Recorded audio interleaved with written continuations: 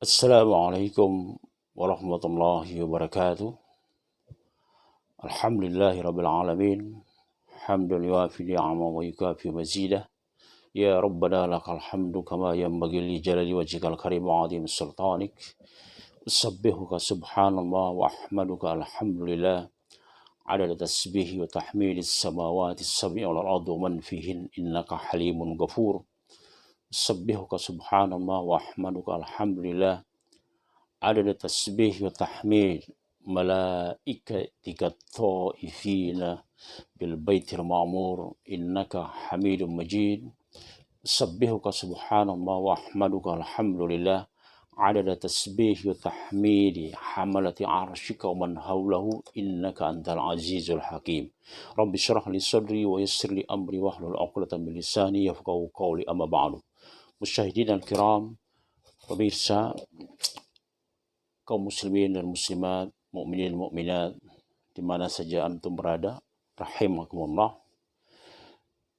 Kembali kita akan mengangkat sebuah tema kajian menjelang subuh. Kali ini kita akan ceritakan dan mencoba mengambil pelajaran sebuah peristiwa besar yang masih berhubungan dengan kalimullah Musa alaihi salam. Ketika Musa memimpin kaumnya yaitu Bani Israel keluar dari Mesir, ya, dalam rangka kembali lagi ke Baitul Maqdis yang adanya di Asia. Kalau Mesir itu kan adanya di Afrika.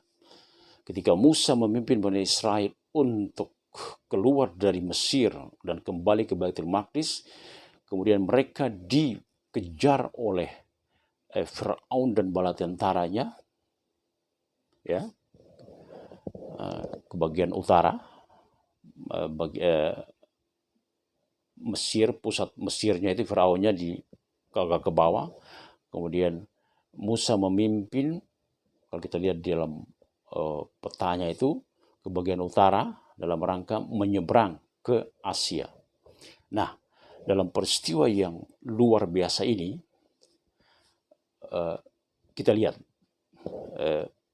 episode yang mencekam, yang menggambarkan ada gambaran keputusasaan. Pada saat yang lain ada gambaran as-siqah billah, keyakinan yang sangat kuat, yang sangat luar biasa kepada Allah Subhanahu wa taala Jalla Jalaluh. Jadi ketika Musa dan Bani Israel sampai dan mentok terhalang oleh Laut Merah, sementara Firaun dengan bala tentaranya siap di belakang mengejar mereka, dan Firaun sudah tarawaya antara dua pasukan sudah mulai saling kelihatan. Firaun dan pasukannya terkelihatan dari belakang menerbangkan debu-debu mengejar pasukan kaum Musa ini. Nah, dalam saat yang kritis tersebut, ashabu Musa, Bani Israel yang ashab itu menunjukkan orang link pertama, ya, orang-orang dekatnya Musa, dikatakan ashab. Dia kurang tidak mengatakan kaum, tapi ashab itu menunjukkan bahwa Musa mempunyai orang-orang khusus yang dekat dengan dia. Ashabu Musa mengatakan, inna lamudrakun, sesungguhnya kita lamudrakun, kita akan tersusul. Karena Firaun sudah kelihatan di belakang dengan pasukannya. Inna lamudrakun, sesungguhnya kita lamudrakun, lamnya lamu taukid, kita pasti akan tersusul. Apa jawaban Musa? Musa menjawab dengan penuh keyakinan, kalla, tidak akan pernah tersusul. Inna ma'i Rabbi sayahdin, sesungguhnya ma'i bersamaku, Rabbi Tuhanku, sayahdin, dia akan memberi petunjuk, solusi, jalan keluar terhadap situasi yang mencekam ini. Karena tidak ada lagi tempat lari. ke kanan, ke kiri, ke belakang ada musuh, ke depan ada laut. Al-bahru min amamikum waladu min waraikum. Lautan di depan, musuh di belakang. La mafar, tidak ada tempat balik, tidak ada tempat lari. Nah, situasi yang mencekam membuat situasi yang mencekam memicu orang untuk berkecil hati alias putus asa. Sekali lagi, situasi yang mencekam, yang kelihatan tidak ada lagi tempat lari, tidak ada pertolongan, memicu orang untuk putus asa. Maka mereka katakan, inna lamudrakun. Musa menjawab, kalla inna ma'i rabbi sayahdin. Musa sampai dengan detik tersebut dia belum tahu apa yang akan terjadi.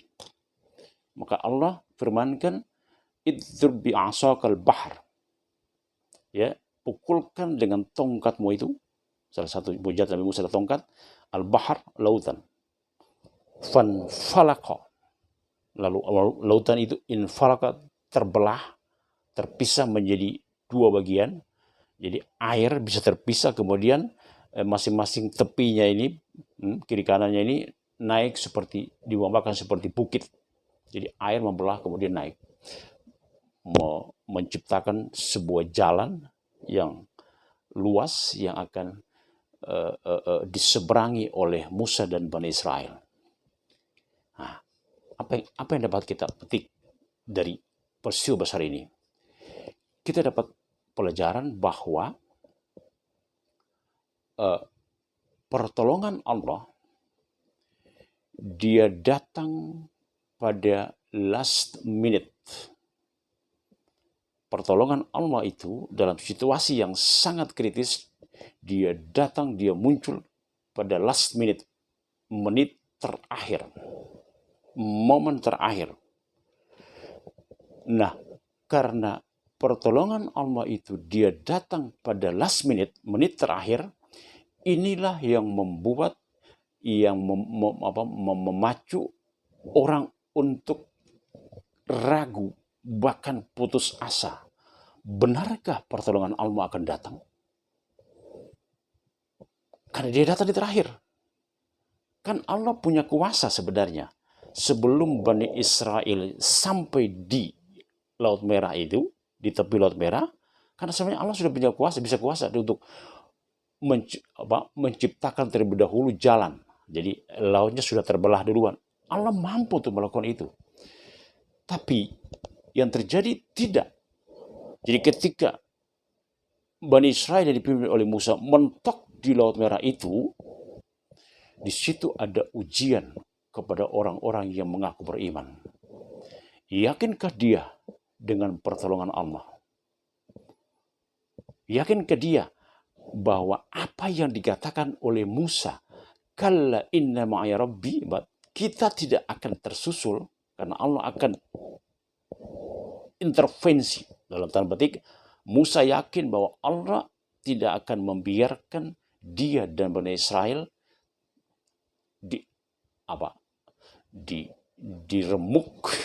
diremukin oleh Firaun dan bala tentaranya. Musa yakin itu. Jadi ungkapan keyakinan mengalahkan ungkapan keputusasaan. Jadi kita sebenarnya bisa ada lagi peristiwa lain yang menggambarkan betapa bahwa pertolongan Allah itu dia datang pada menit terakhir. Nah, karena dia datang pada menit terakhir, di sana ada cobaan besar buat kaum mukminin. Yakinkah dia dengan pertolongan Allah? Yakinkah dia bahwa semua yang dijanjikan Allah dan Rasul itu benar adanya? Yakin itu kalau kita lihat secara umum akan menghubungkan kita. Yakin kalau konteks Musa dan kaumnya menghadapi Firaun di tepi Laut Merah itu, kalau konteks yang lebih luas kita kita giring adalah, yakinkah kita bahwa akhirat itu ada? Yakinkah kita bahwa surga itu ada? Yakinkah kita bahwa neraka itu ada? Yakinkah kita bahwa pertanyaan kubur itu ada? Yakinkah kita bahwa mungkar dan nakir itu ada? Yakinkah kita bahwa syirat itu ada? Yakinkah kita bahwa mizan itu ada? Yakinkah kita bahwa al-arat itu ketika manusia dihadapkan secara langsung kepada Allah dan ditahkim, diurusi, disidang satu persatu. Yakinkah kita itu? Semua itu berita gaib yang nanti akan terjadi. Yakinkah kita itu? Nah, kalau kita yakin dengan semua berita-berita gaib tersebut, maka kita tidak akan terombang-ambing oleh dinamika kehidupan yang kadang menggiring kita untuk bimbang dan ragu terhadap kekuasaan dan kedikdayaan Allah. Cuma itulah kajian singkat menjelang subuh ini.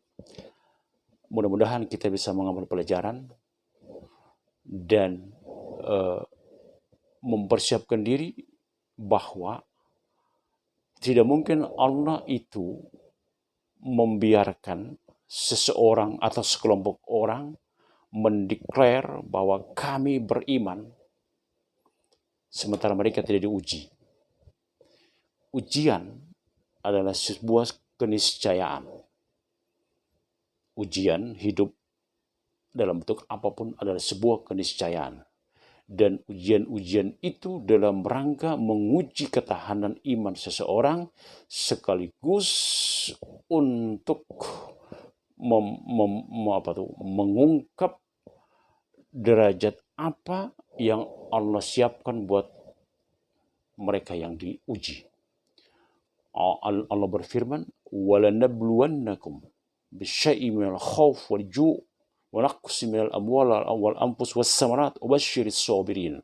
Sungguh kami akan benar-benar menguji kalian بِالشَّيْءِ مِنَ الْخَوْفِ, dengan sesuatu berupa sedikit khauf, ketakutan karena macam-macam. Kalau konteks sekarang mungkin ketakutan karena corona dan seterusnya, ekonomi susah dan seterusnya. Khauf, ju, kelaparan, walaqsimil amwal, kekurangan harta, wassamarat, dan buah-buahan, wabasyiris sabirin, beri berita gembiralah kepada orang-orang yang sabar. Cobaan, ujian adalah sebuah keniscayaan. Hadapi cobaan dan ujian itu sebagai tangga dalam rangka meningkatkan derajat kita menuju tangga-tangga selanjutnya yang lebih tinggi. Dan kita baru merasa aman, seperti dikatakan oleh Imam Ahmad, aku merasa aman ketika kaki kananku sudah melangkah memasuki surga dan kaki kiriku mengikutinya. Disitulah orang akan merasa aman. Sebelum itu terjadi, perjalanan ke depan masih penuh dengan cobaan dan rintangan. Demikian kajian, benar dari Allah, salah dari kami. Kita tutup dengan kafaratul majlis. Subhanakallahumma wa bihamdik, asyhadu an la ilaha illa anta, astaghfiruka wa atubu ilaik. Assalamualaikum warahmatullahi wabarakatuh.